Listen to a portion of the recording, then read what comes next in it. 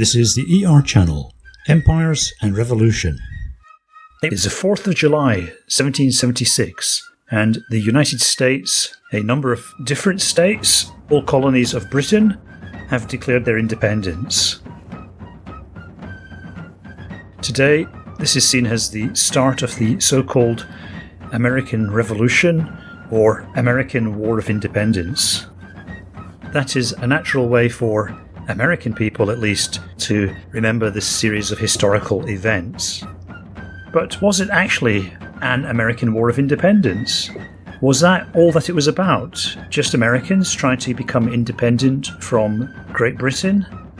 Of course not.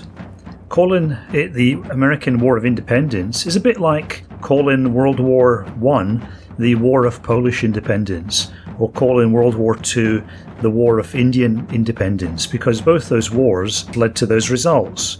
World War I led to Poland becoming an independent state after more than 100 years. World War II led to the British quitting India and India becoming a new independent republic. The American War of Independence is rather like that. Essentially, at the time, it was a conflict between Britain and France, and one of the byproducts of that war were a few British colonies becoming independent and then clubbing together to form the United States.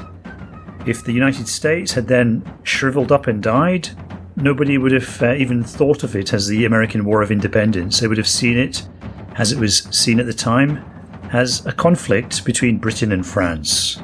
That's certainly how the British viewed it, it's how the French viewed it, and it's generally how the world viewed it. In the 7 Years' War, Britain had defeated the French, especially overseas. They had conquered French territories in India, in Canada, and elsewhere around the world. 1776 was the time for the French to get their own back. And they started with a proxy war by American colonists against the British Empire.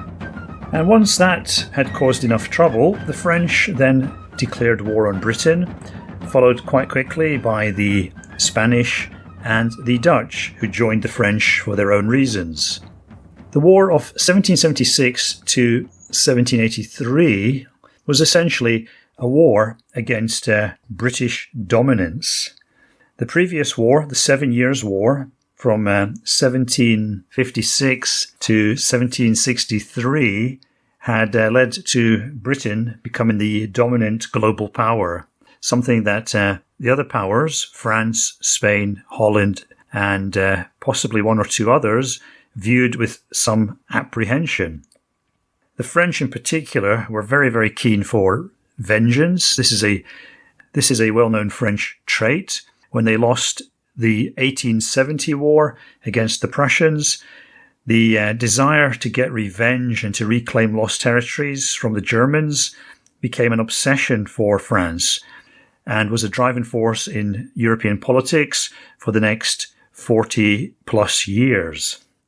Likewise, after France's humiliation in the 7 Years' War, the French were determined to get their own back on Britain. So the war that started in 1776, which was soon joined by the French officially, I think, in 1777, was their resumption of the centuries-old conflict between England and France.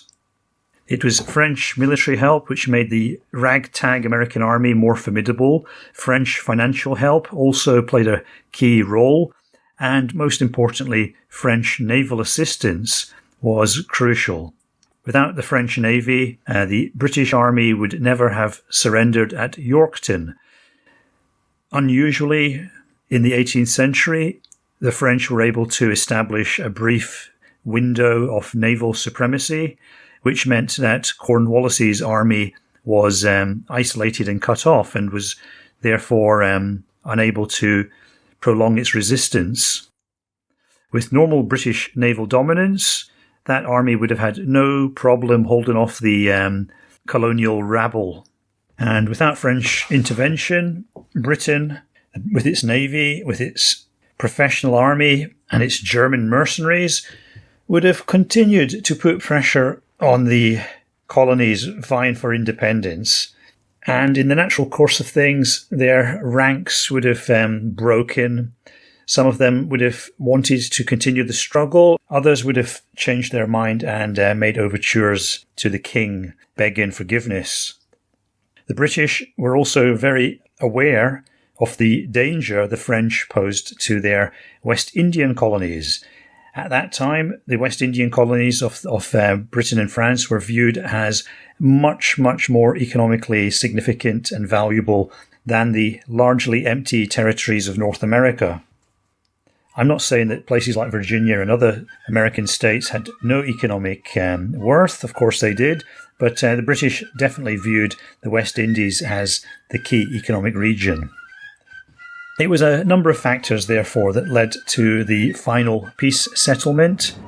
And just to be clear, the final peace settlement did not include just Britain and the newly independent states. It also included the other major powers, especially France and Spain. So it's completely erroneous to view this war as the American War of Independence, because that completely ignores the major geopolitical dimension in which it was fundamentally a war between Britain and France.